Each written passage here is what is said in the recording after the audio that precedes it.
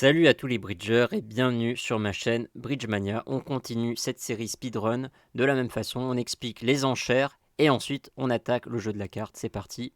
2 trèfles, c'est une enchère artificielle qui ne veut pas nécessairement dire qu'on a des trèfles. On peut avoir 0 trèfle et dire 2 trèfles. C'est juste pour indiquer un jeu fort.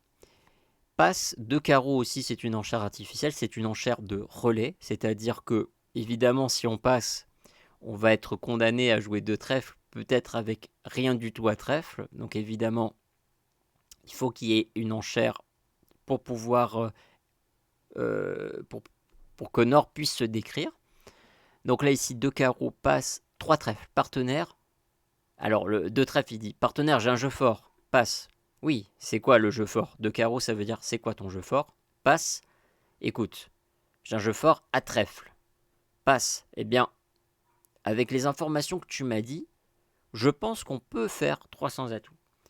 Alors, peut-être vous vous direz, mais si on a les trèfles, pourquoi on ne joue pas les trèfles? En fait, dans le bridge, vous avez des catégories de manches. On va dire que on cherche à jouer des manches le plus souvent possible au bridge. Les manches qui rapportent le plus, qu'est-ce que c'est? C'est les contrats en majeur 4 cœurs et 4 piques. Ce sont les contrats, les paliers de manches. Avec les majeurs, c'est 4 cœurs, 4 piques. Avec sans atout, c'est 300 atouts que l'on obtient, en fait, qu'on demande quand on a les 25 points. Et avec les trèfles, c'est au palier de 5. Les contrats en majeur à trèfle, c'est 5 carreaux et 5 trèfles. Parce que 4 trèfles et 4 carreaux ne sont pas des paliers de manche. Donc, pour demander 5 carreaux et 5 trèfles, en fait, il faut vraiment avoir des jeux hyper irréguliers. Hyper irréguliers, et c'est pas loin de réussir un chelem. C'est des jeux qui sont pas loin de réussir un chelem.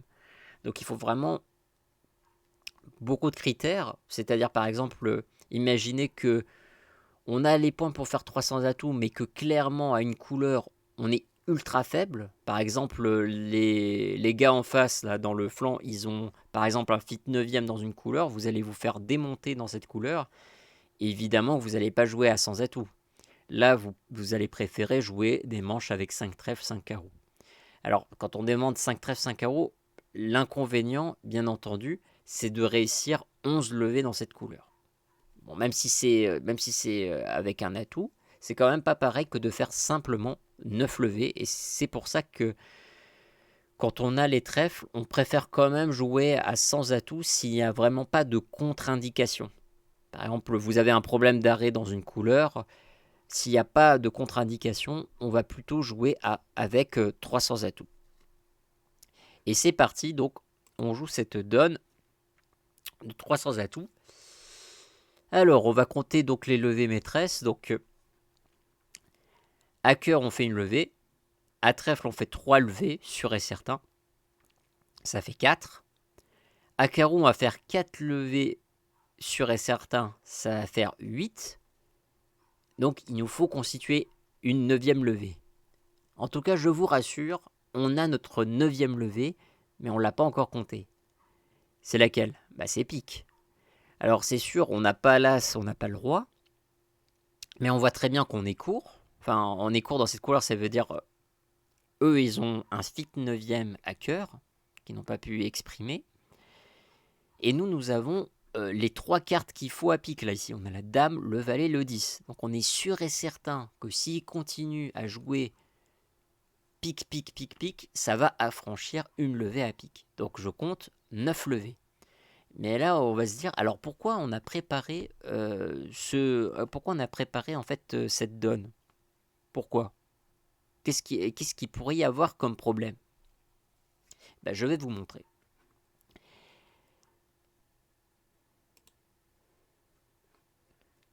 Ok, il sort l'as.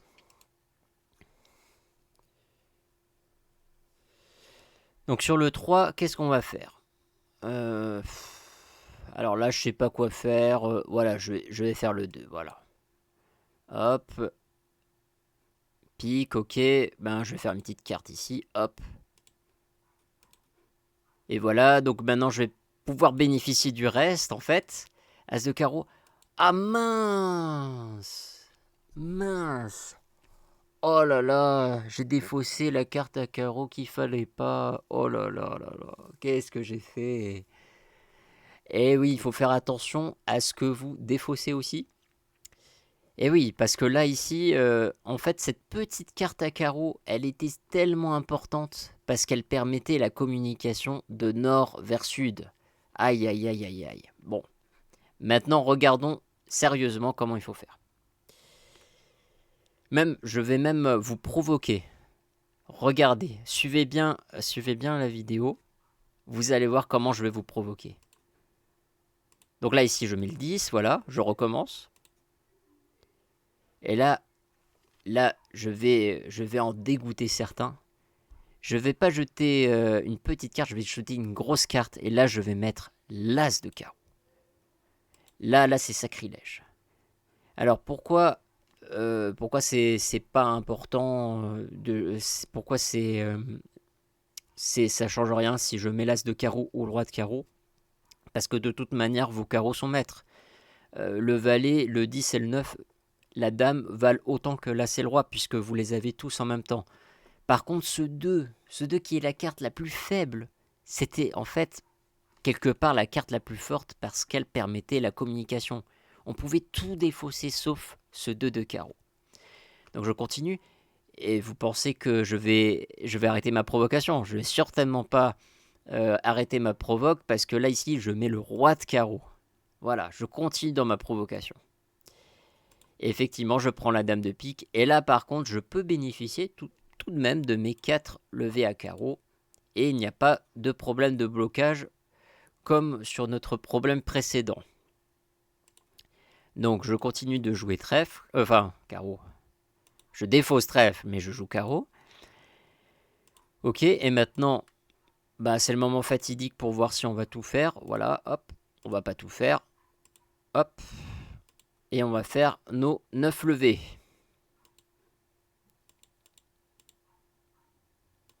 Passons à la donne suivante.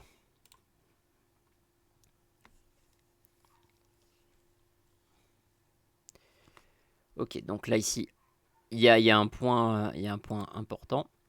Donc là ici, Nord, il a annoncé ce qu'on appelle un bicolore. Alors les bicolores,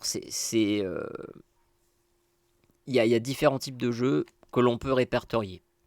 Le plus souvent, vous allez avoir des mains qui sont régulières. 5-3-3-2, 4-3-3-3, 4-4-3-2. Ça, c'est les mains régulières qui reviennent assez souvent. Ensuite, vous avez les mains qui sont dites bicolores. Ça veut dire vous avez au moins une couleur 5e et au moins une couleur 4e. Donc ça, c'est des mains qu'il faut savoir enchérir dans le bridge. Et vous avez plusieurs catégories selon si le bicolore est économique, le bicolore est cher ou le bicolore est assaut. En fait, il faut savoir maîtriser tous les types de jeux que vous allez pouvoir avoir dans votre main. Là, par exemple, ça c'est un jeu qui est régulier. C'est une main 5-3-3-2. Mais quand on dit un pic, comme ici, un pic puis 2 cœurs, ça veut dire qu'on a au moins 5 cartes à pic et 4 cartes à cœur. Et vous avez aussi donc, les mains régulières, les jeux bicolores et les jeux unicolores. Vous avez en fait 4 types parce que vous avez aussi les jeux tricolores, mais les jeux tricolores sont plutôt rares et on essaye plutôt avec les jeux tricolores de les assimiler plutôt à un jeu régulier ou avec un jeu bicolore. Donc le système d'enchères est surtout basé sur les jeux réguliers, les jeux bicolores et les jeux unicolores, et on met de côté les jeux tricolores. Donc là ici, un cœur, partenaire, je possède l'ouverture, 5 cartes à pique, au moins 12 points, passe, un sans atout. Alors attention, ce 1 sans atout, il a une signification, il s'appelle le 1 sans atout poubelle. Alors pourquoi poubelle? Parce que ce 1 sans atout poubelle, ça sert juste à dire, partenaire, j'ai quand même des points, je suis pas ouf au niveau des points, j'ai entre 6 et 10 points, mais en tout cas, l'information principale, c'est que je suis pas fité à pique. Un sans atout, c'est pas forcément un jeu régulier. Ça peut être un jeu très irrégulier avec une courte à pique. Mais n'ayant pas assez de points pour aller au palier 2, parce que pour aller au palier de 2, il faut au minimum 11 points. Donc quand on fait l'enchère de 1 sans atout, c'est juste pour garder les enchères ouvertes. On dit partenaire, j'ai pas un jeu de malade, mais bon, j'ai quand même 6-10 points, mais en tout cas, je te fite pas à pique. Eh bien, passe, le partenaire en face, il veut quand même trouver un fit en majeur, il veut trouver les 8 cartes, et il dit, bah écoute, j'ai 4 cartes à cœur aussi, qu'est-ce que tu en penses? Passe. Partenaire, tu sais, j'ai pas 4 cartes à cœur malheureusement, j'ai pas ni 3 cartes à pique, ni 4 cartes à cœur, mais quand même, je veux bien te proposer de jouer à sans atout, si t'es pas minimum de ton enchère.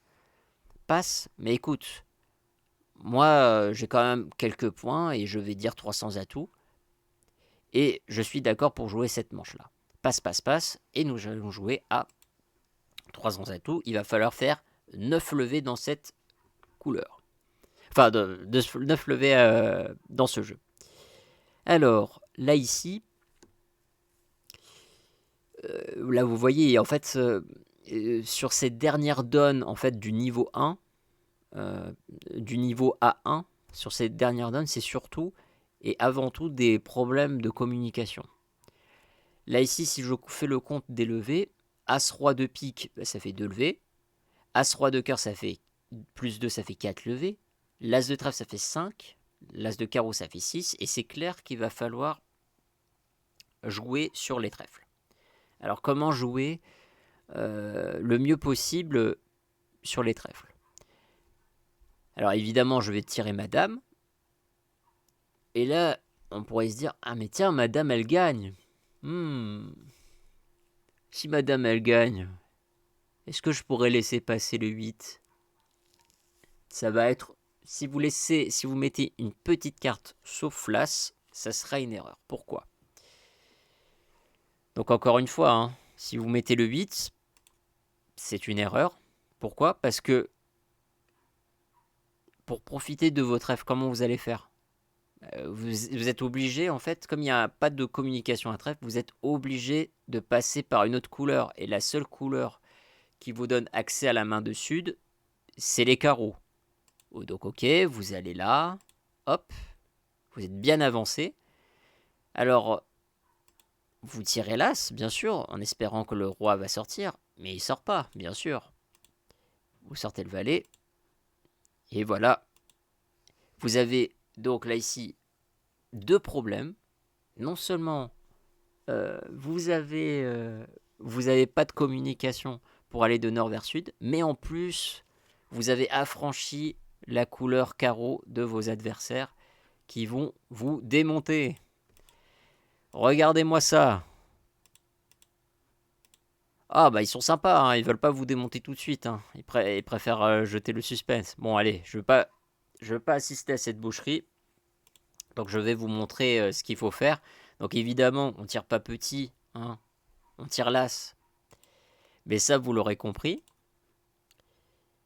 Pourquoi? Parce qu'en fait, quand on tire l'As, on est déjà en sud. Donc du coup, on est déjà en sud et on peut directement affranchir notre couleur à trèfle. On s'en fout de faire la passe de toute façon, même s'il y avait une impasse. En fait, vous n'avez pas les moyens de faire une impasse. En fait, là ici, il y avait trop peu de cartes en or pour que les impasses soient réellement efficaces. Sauf si vraiment vous voulez faire juste une seule impasse. Mais là, notre but n'était pas du tout de faire une impasse. On s'en fout des impasses là ici. Là, ce qu'on veut, c'est juste affranchir une couleur. Et donc ici, on va faire valet de trèfle. Et on a franchi notre couleur. Il met son roi de trèfle, voilà. As de carreau. Et on va pouvoir enfin bénéficier de notre longueur à trèfle. Et faire notre contrat de 9 levées. J'espère que cette vidéo vous aura plu. Donc n'hésitez pas à vous abonner pour me soutenir, à liker pour soutenir ma chaîne. Et moi je vous dis à une prochaine fois. Et bon bridge.